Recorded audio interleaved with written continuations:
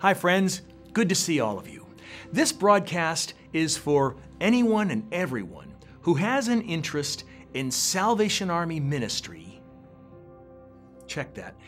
Effective Salvation Army ministry, results-producing Salvation Army ministry, especially here in the USA South. And so if you don't mind, I'd like to take a few minutes to bring you along so I can share something of my thinking related to what we do within the territory and what's behind it. Maybe you know the name Simon Sinek. Simon Sinek was a presenter on those very popular TED Talks. In fact, Simon's presentation on TED is the third most popular video that they've ever produced. He's also the author of Start With Why. Simon Sinek puts forward the idea that people and organizations who know their why enjoy greater long-term success. During a recent interview, he explains what I've got here on the board. He calls it his golden circle. Simon Sinek says, everyone knows what they do. Some know how they do it. He explains that that's the differentiating value or the proposition that you hold that makes things different from others around. He says, but very few can clearly articulate why they do what they do. He goes on to say that by why, I mean, what's your purpose? What's your cause? What's your belief? Why does your company, or in our case, why does the Salvation Army exist? Why do you even get out of bed in the morning? And why should anyone care? Starting with why, he says, means reversing the way we usually do things. Why becomes the driver of our how and our what. He goes on to explain that most organizations only focus on what they do and how they do it. Tactics, strategies, and they aren't even aware that this thing called why exists. And so when you focus on only two pieces of a three-piece puzzle, well, it leaves an organization, or in our case, perhaps the Salvation Army, out of balance. And being out of balance, he says, only operating on two of the three pieces, shows up in different ways. It manifests itself differently, including increased stress and loss of passion. These are signs, he says, that the why is either fuzzy or has gone missing. I think he's right. Our history makes it abundantly clear that when the Salvation Army first began, there was no question, there was no uncertainty around our burning why. There was no question behind our actions. The world needed to be reached for Jesus at all costs. It's best illustrated by that image that Booth explained of everyone lost in that ocean of sin and despair, and the banks are lined by the Salvationists pulling people out. Well, driven by this motivation, Salvationists preached in the streets. Salvationists witnessed in the factories. Salvationists engaged people in pubs, taverns, burlesque theaters. Salvationists even influenced significant legislation before Parliament. The Salvation Army, because of our why, opened hospitals, schools.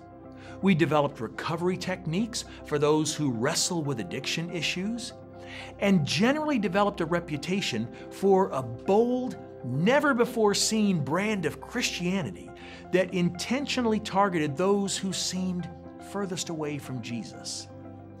This roll-up-our-sleeves expression of faith, practiced by early Salvationists, won seekers and converts by the tens of thousands, and took the Army literally around the world within 20 years' time of our founding. The driving aim of every ministry the Army started, every service that was offered, every action undertaken was our why. Deal with the immediate physical needs, the situation that someone finds themselves in order to create the opportunity to share the good news of salvation in Jesus Christ. Now, As happens with so many ministries and businesses that have been around as long as we have, over time, passion can cool. Focus shifts, times change, vision leaks, and many within the movement settle into comfortable patterns that quickly become comfortable ruts. And when you live in Rutville long enough, over time, your original why becomes fuzzy. It fades, and people gradually become satisfied with little when God would gladly give more, if only we would once again take Him up on His offer to do, how does He put it? Much, much more than anything we could ask or imagine. Friends, I'd like to see the Salvation Army in the USA South do exactly that. Let's take Him up on His invitation. Let's intentionally re-embrace our original burning why. I was talking about this very thing in a recent cabinet meeting.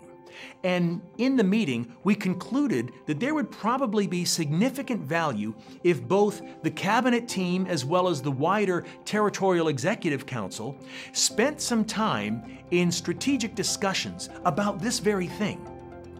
And so we've set dates, we've booked locations, and we're preparing ourselves even now to prayerfully explore what might it actually look like if we brought our why back front and center. There's a part for you in this as well. I would be grateful if you would help us out by praying for our meetings.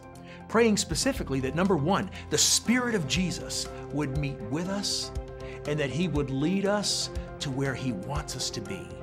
And two, that we would have the courage to obediently follow. Leading us is one thing, the courage to follow is something completely different.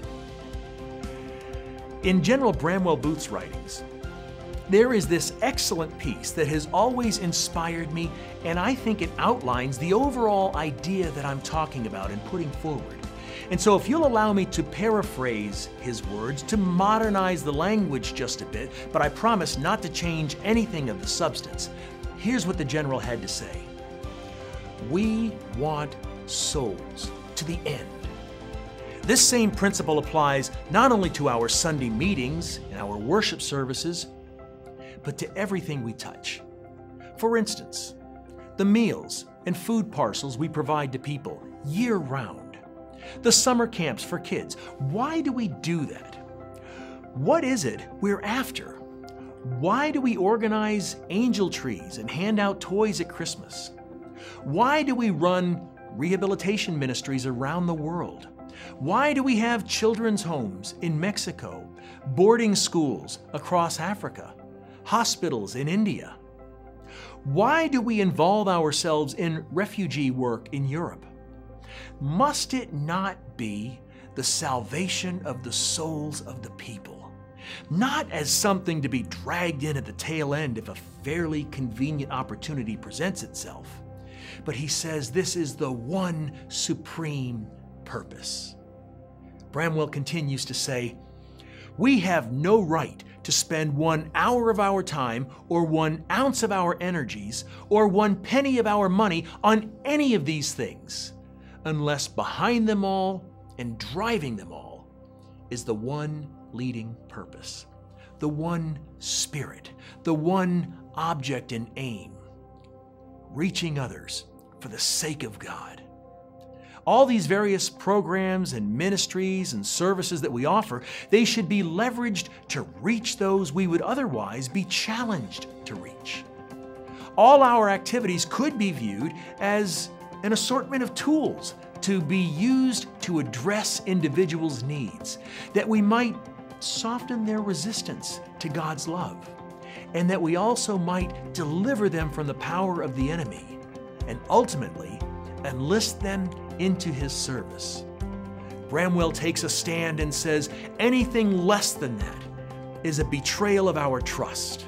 So what better will a person be in hell because we merely filled their stomach when they were hungry or clothed them when they were naked? No. Our aim is to have them saved by the grace of God.